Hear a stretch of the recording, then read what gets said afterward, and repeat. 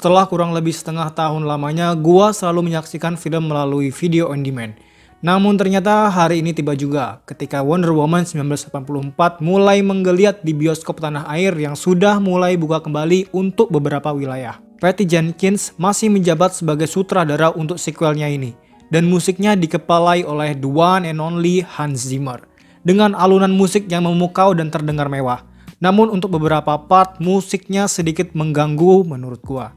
Pada awal pengangkatan ceritanya tidak begitu menarik, karena arah dari film ini belum mulai kelihatan mau dibawa kemana. Dan juga building ceritanya yang begitu menguras durasi.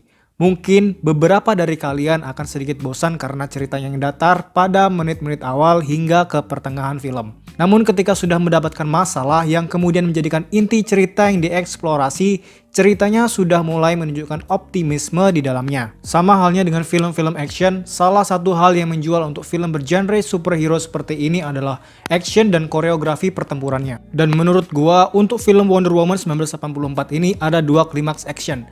Yang pertama ketika pertengahan film dan yang kedua berada di ending film. Bagian action yang paling gua suka ketika pertengahan film malah. Yang sebetulnya adegan ending yang menjadi titik klimaks akhir sedikit memberikan sesuatu koreografi pertempuran yang tidak lebih baik daripada pertengahan durasi. Di akhir klimaks ini terlalu dipermudah pertempurannya. Namun pada bagian klimaks akhir ini Wonder Woman 1984 tidak memberikan kepuasan kepada penonton karena villain utama telah meninggal. Namun lebih kepada memberikan sensasi emosional yang mendalam bagi penontonnya. Dan hal seperti ini gua jarang menemukan di beberapa film superhero lain. Dan inti cerita di film ini gua rasa cukup realistis dan manusiawi ketika film superhero lain mengambil inti cerita yang sedikit liar.